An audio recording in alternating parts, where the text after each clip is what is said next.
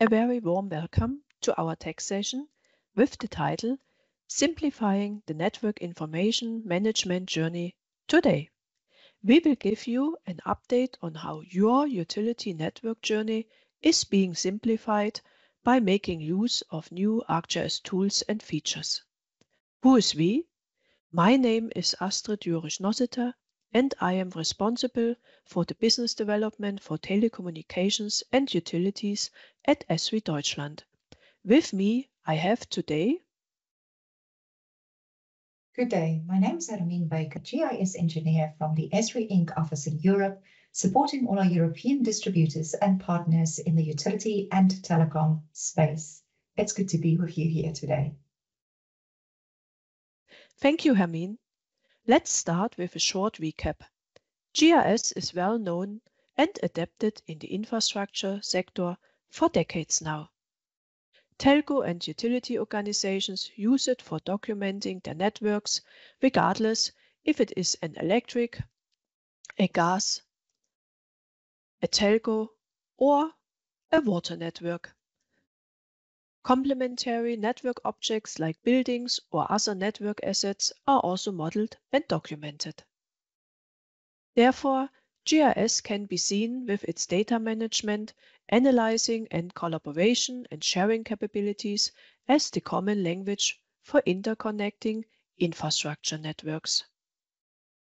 And not only infrastructure data, but also reference and further static and dynamic business data complemented by used procedures and existing relationships.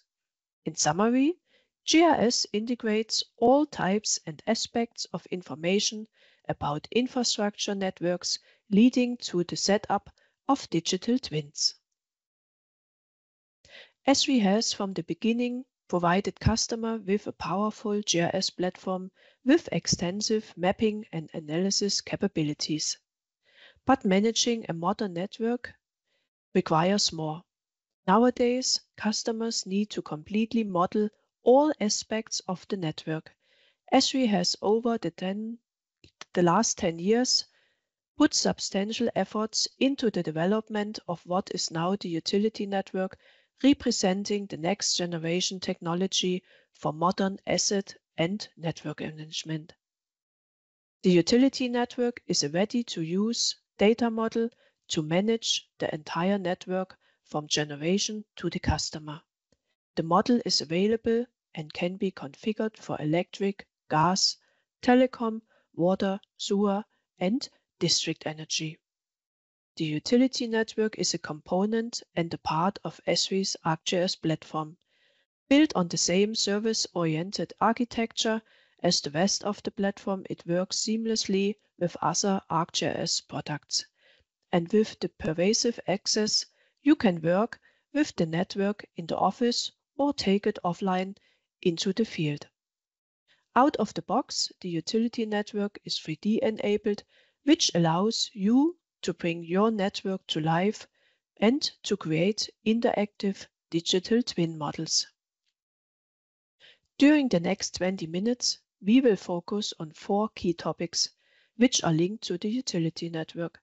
These are the new ArcGIS Web Editor that can be used to edit and update utility network data in a web environment, the essential data model which is now included in the foundation solution, as well as more data migration tools for a simpler migration process. Last but not least, we will conclude with looking at the road ahead. So, let's start with the ArcGIS Web Editor.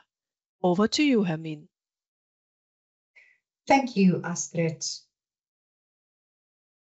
The ArcGIS Web Editor is a new web-based editing application that provides a streamlined editing experience in ArcGIS Online and ArcGIS Enterprise 11.3 and higher. This application is particularly interesting for utilities and telecoms because the Enterprise version supports editing of the utility network to ensure data quality and standards at the point of capture. The purpose of the web editor is to make data capture more accessible to subject matter experts in your organization, whose primary interest is capturing correct data. They may have a limited GIS skill set, and there is no need for them to become experts at ArcGIS Pro to fulfill their data steward responsibilities. The GIS professional, in turn, will enable others in their organization to do self-service mapping with the web editor, which frees up their time for other tasks. The development of the web editor is part of a strategy at Esri for consistency across a portfolio of web applications. There are many web apps: the Experience Builder, Instant Apps, Story Maps, dashboards, the map viewer, scene viewer, and so on. And in all of those, you may find some editing capabilities available through the widgets at some level or another. When editing tools appear in Web Editor, we push it down to the JavaScript SDK and reuse it in those other apps. As time goes on, the editing tools and capabilities will all have a familiar approach and appearance across all our Esri apps, ensuring greater consistency and a familiar approach between the apps. Let's have a quick look at the ArcGIS Web Editor in action. The app can be opened from the app launcher. The user would open a map from their own content or from shared organizational contents. The web map must have editable feature service. The layers, symbology, scale dependency, and so on are all inherited from the web map configuration. We are looking here at a utility network for an electric utility. The base map switcher, which has all the available base maps shared in your organizational portal, can also be changed with ease. The table of contents on the left has a versioning toolbar with the ability to pick an existing version or to create a brand new version for the capture project. Once that version is created, it will automatically switch to this new version and the user can start their work. The utility network toolbar can view associations, trace, and the network rules. We're now going to capture a feature using a pre-existing template that has been shared to the organization. When we snap to features, we see them highlighted in orange, and we can click and add two features: a low voltage overhead conductors. We need to ensure that all the attributes are filled in, and as well as the low voltage service point. Once we create these features, the familiar dirty boxes appear that we also see in ArcGIS Pro. Going to our utility network tools, we can validate the network topology to ensure that all the rules are adhered to, and we are doing that in the current extent of the map. The dirty boxes disappear, meaning our features are valid features and we are saving them to our editing version. Newly created features are part of the network, so we can do a trace from this new meter box and it would automatically pick up the terminal if the feature has terminals, and we want to find the upstream protected device for this particular customer.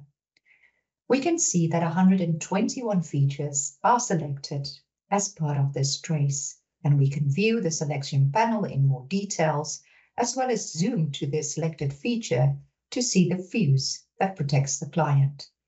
It's also possible to select by attributes. This is particularly useful if you're doing data cleaning. So here we're looking at all the low voltage pole types, and we see that 68 of them are unknown treatment types. We can very quickly apply the search, zoom to the selection, and view all the poles for attribute updates. There are also on the left a number of settings that the user can adjust to enhance their editing experience. For example, this rotational pad can be made visible, allowing them to rotate their map at different angles or reset it to north. They can also choose some editing functionalities to be displayed and also shortcuts for the toolbars. We're just hovering over the tools to see that the arrows shift and click would allow us to zoom in and out. There is also a versioning warning, and we do want to keep that for when people are about to edit the default version. There are a number of more shortcuts for the user that will enhance their editing experience and make it much faster. The shortcut list are all here, and the user would be over time very quickly be able to work much faster using the shortcuts. The bookmarks gallery, inherited from the web map, allows us to zoom to particular areas. Here we are viewing associations between features, and we can specify the connectivity and structural attachment associations. It's also possible on the panel on the right to view the network rules and to be sure what features can connect to other features in the network.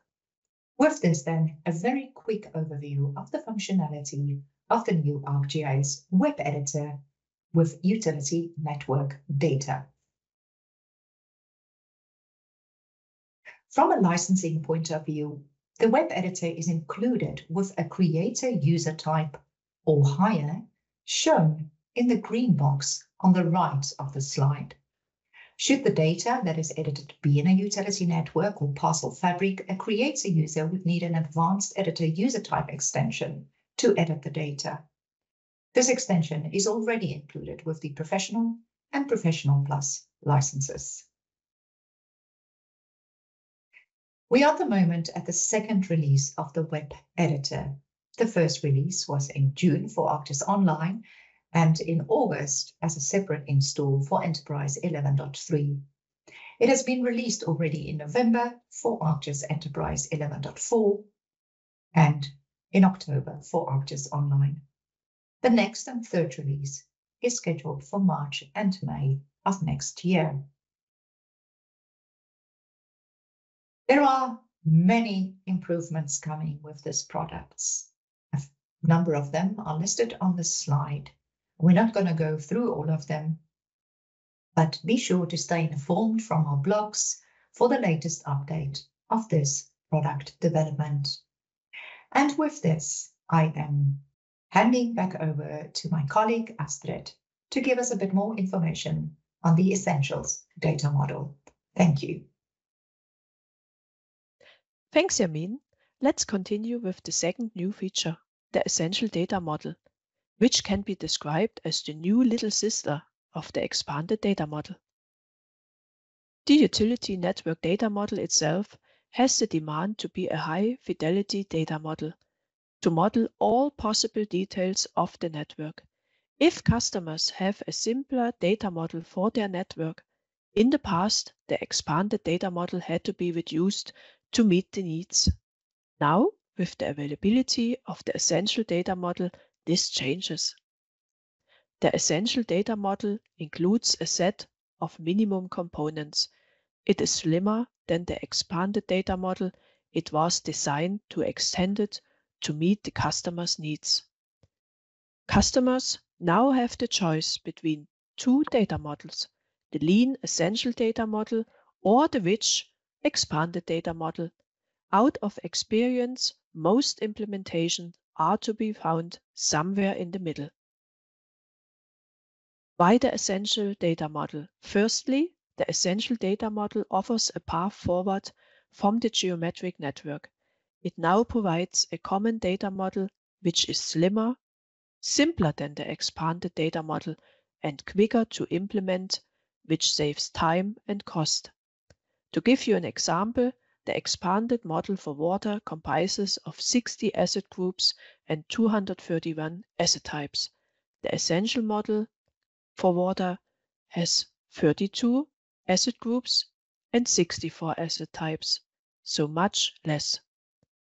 The Essential Data Model includes a set of minimum components as well, but with far less attributes, and was designed, as mentioned before, to be extended by you, by the customer. If you are now wondering which is the right path for you, then this slide might help. Here we have listed a few recommendations on where to start depending on your use case, on your goal.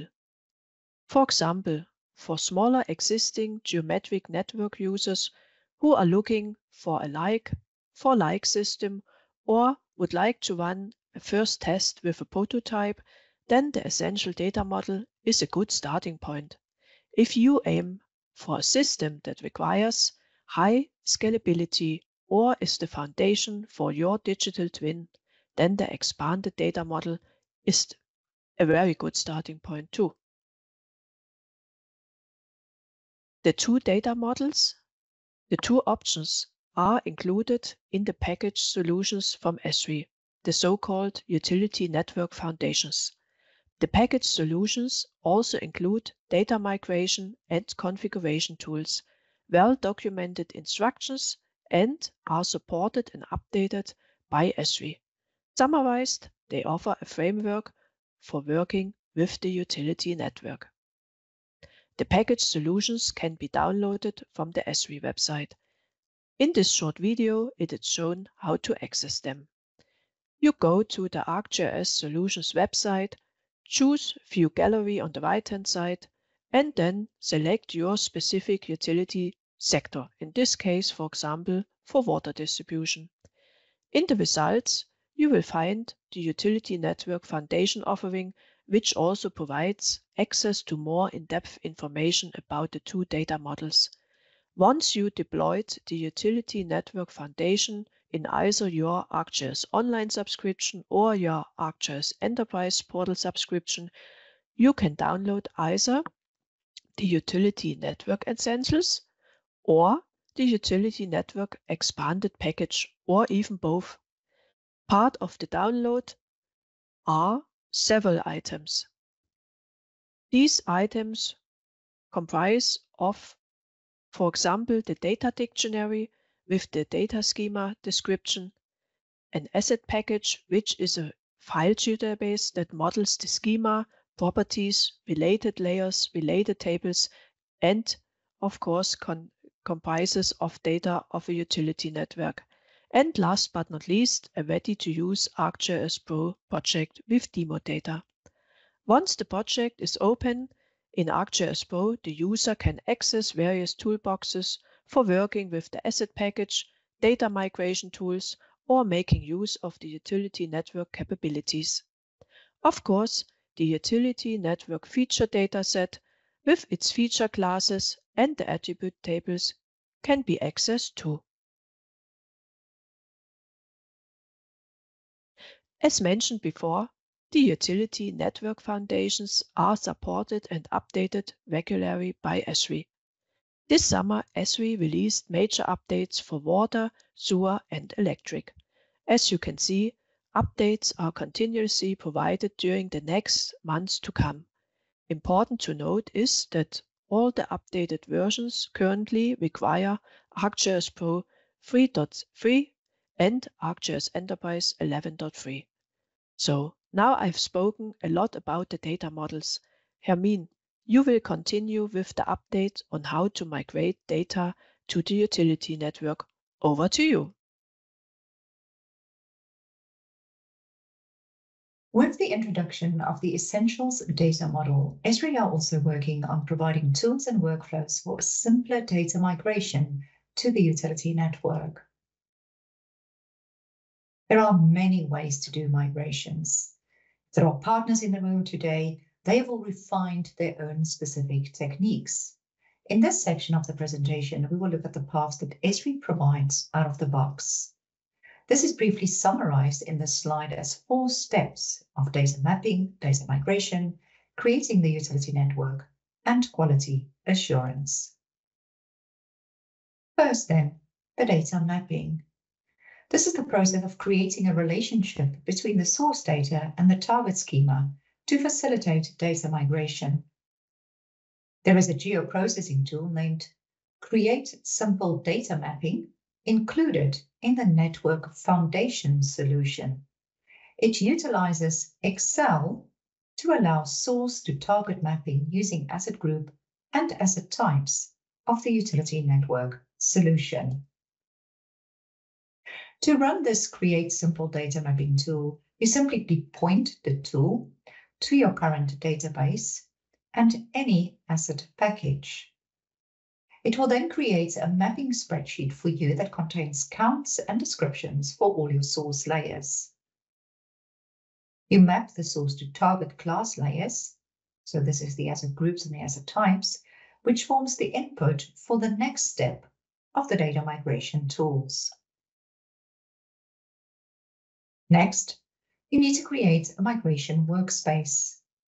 The output from the data mapping exercise is the input here. It takes the data mapping workspace and it generates a data loading workspace, allowing you to map the individual attributes in the output of this tool. Inside of ArcGIS Pro, there are core data loading tools that can be used in combination with solution-specific data migration tools. The tools allow you to map multiple sources to multiple targets. It also allows for the translation of attributes during the migration, and it allows for an iterative data migration. All the tools are available out of the box to assist you in simplifying your journey to modern network information management.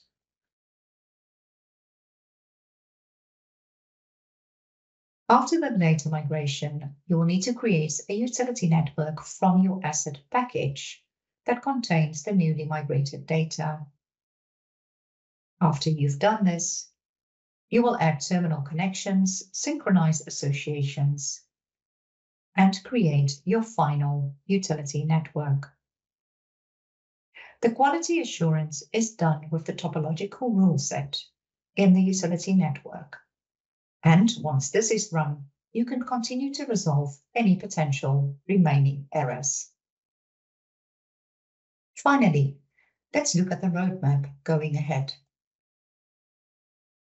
Esri adheres to a network management release plan that allows 4 years of enterprise releases and 2 years on ArcGIS Pro. This is because utility and telecom implementations of GIS are often complex with many integrations to other systems. Every version of the Enterprise and Pro that are part of the network management release is tested against each other. And for each enterprise release in the network management release program, there are 2 designated ArcGIS Pro releases. Our current network management release is Enterprise 11.3 with Pro 3.3. There are a number of updates to take notice of. Firstly, we continue to work on the quality, the scalability, and the performance of the network. You can now also trace based on digitized direction. We have spoken in the session about the Web Editor application that supports the network rules and versioning. And it's important to note that partial posting, SDK support, is also available since Enterprise 11.3. It's also possible to take your networks offline with sync capabilities. These are for areas that do not have internet connectivity all of the time. In the near term and in the mid to long term, we have a number of updates that we are working on, and we're continuing to improve the product so that you, the user, can do your work better and faster. Thank you. Thank you, Hermien. Lots to come. It's still a very exciting topic, isn't it? If you are interested in further details, then you should definitely download the session slides. The slides contain an additional resources list. And this brings us to the end of our session. Hermien and I thank you for your attention and say goodbye for now.